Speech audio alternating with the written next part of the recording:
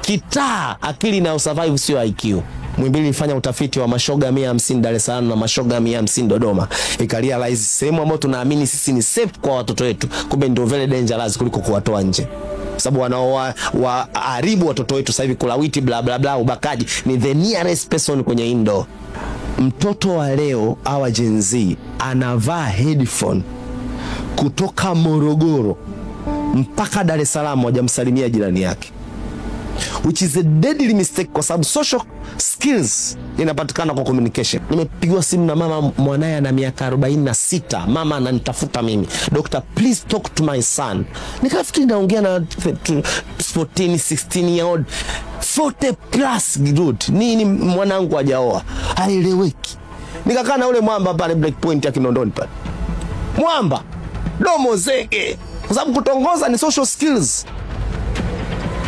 MC, unanielewa? Kutongoza ni social skills. Yani kumconvince mwanadamu wenzio atoe nguo ya ndani sio shule ya kawaida.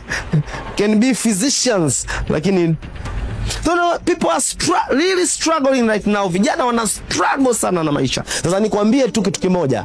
Nimefundisha ofisi mimi Morogoro moja, niliomba niwafundishe personality, haiba za watu eneo la kazi. Nikakutana na mama akaniambia, "Doctor, I'm in pain." Nikamwambia, "Kwa nini?" "Mimi ni Mchaga, mume wangu ni Mwaya, watoto wangu wanaongea Kidigo." And I said, "Why?" Akaniambia, "Nina wadada wa kazi wawili, because I'm so busy. Wale wadada ni Wadigo, wakipiga Kidigo na mtoto wangu naye anaongea Kidigo. Kwa right now we are creating children ambao hawana hizi akili tatu. Hawawezi kudhibiti maumivu, hawa socialize, hawawezi kudhibiti hisia. Kwa unakuta mtu ana very powerful, anaweza ni IT, lakini anashindwa kurelate kwenye vitu vya kawaida. Ofisini anasemwa analia. Na niwaambie, in next coming years HR office itapokea vijana wa ajabu sana kwenye hii nation. Kwa sababu gani? Watoto watengenezwe kwenye mazingira ya kupambana na maisha kwa kuwa na invested quotient. Ukimfungia mtoto ndani, which is now we think of gadgets. Yani mtoto, juzi nimehangaika na mtoto mmoja amekunywa sumu ya panya kwa sababu mama yake amemnyang'anya PS4.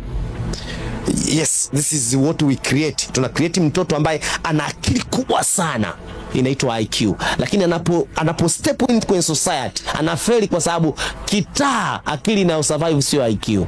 Nitaonyesha hapa highest suicide jobs duniani, you will be amazed. Ni muda wa kuchukua nafasi yako katika meza ya HW, tuwasilishe kwako mawazo yenye tija kwa maneno ya dhahabu, kukupa hamasa na kukujengea uwezo wa kufanya zaidi na kuwa zaidi.